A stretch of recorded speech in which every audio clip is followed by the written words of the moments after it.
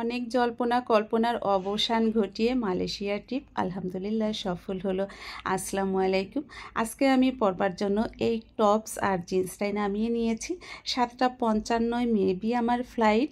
আর আমার মালয়েশিয়া যাওয়াটা আসলে অনেক দিনের স্বপ্ন ছিল বলা যায়। আর এবারই আমার প্রথম মালয়েশিয়া যাওয়ার সুযোগ হচ্ছে। আলহামদুলিল্লাহ, আল্লাহ যদি সুস্থ রাখেন, সব কিছু ঠিক রাখেন।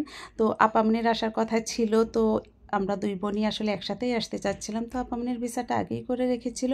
আর আমি যেই মুহূর্তে ভিসাটা করতে দিলাম, তখন যে কারণে একটু যে ভিসার সমস্যা হচ্ছিল, মানে সব কিছু বন্ধ ছিল, আমি ওই সময়টায় পড়ে গিয়েছিলাম, যার কারণে আপামনির ভিসাটা আগে হয়ে গেলেও আমার জন্য ওয়েট করছিল। আমার এক পর্যায়ে আমি হালই ছেড়ে দিলাম যে আমার ভিসাটা বোধহয় আর হচ্ছে না। তো বড় বোনকে অনুমতি দিয়েই দিয়েছিলাম, তুমি চলে যাও। তো যাই হোক, এক পর্যায়ে আপামনিও টিকিট কেটে নেয়, আর ওর টিকিট কাটবারও বেশ কয়েকদিন পর আমার ভিসাটা হয়। তো তারপর বলা যায় ইমার্জেন্সিতেই আমার টিকিটটাও কেটে নিয়ে দুজন আজকে এক ফ্লাইটেই যাব ইনশাল্লাহ, আশা রাখছি। এখন পর্যন্ত বিদেশ সফর বলে কথা, একটু ভালোভাবে না সাজলে হয়।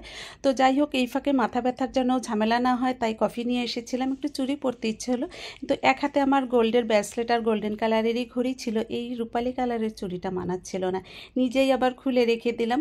আর বাবুদের জন্য কিছু রান্নার আইটেম করে আমি ফ্রোজেন করেছিলাম একদম যাবার আগ মুহূর্তে, সেগুলোও বের করে এখন জাস্ট প্যাকেট করে নেব। এমনভাবে প্যাকেট করছি যাতে আমার কাপড় চোপড়ও না ভেজে আর খাবারটাও যেন ভালো থাকে।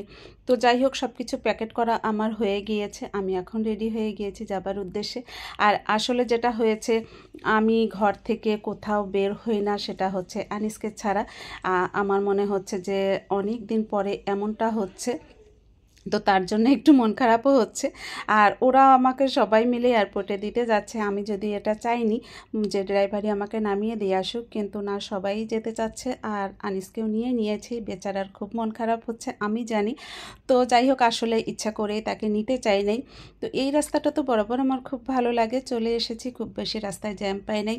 আমি আগেই চলে এসেছিলাম, তারপর আমার বোন দুলাভাই এসেছে, যদিও দুলাভাইই যাচ্ছে না, আমরা দুই বোনই শুধু যাচ্ছি। যারা এসেছে তারা শুধু আমাদেরকে বিদায় দিতেই এসেছে। আর আমার দুলাভাই তো অলওয়েজ একটা ফানি ক্যারেক্টার, আর তার সাথে আমরা সেটাই করতে থাকি। তো যাই হোক, এখানে আসবার পর মনে হচ্ছে যে আসলেই আমরা দেশের বাইরে যাচ্ছি। আস্তে আস্তে ওদেরকে মানে রেখে ভিতরে ঢুকতে একটু একটু কষ্ট কষ্ট লাগছিল।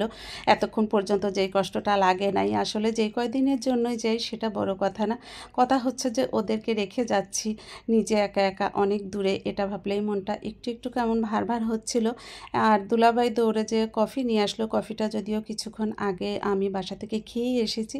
এর মধ্যে এয়ারপোর্টে আমার বেশ কয়েকজন রিলেটিভ চাকরি করেন, তো তার মধ্যে দুলাভাই আবার একজনকে কল করেছিল, সে এসেছে। তো আজ এই পর্যন্তই।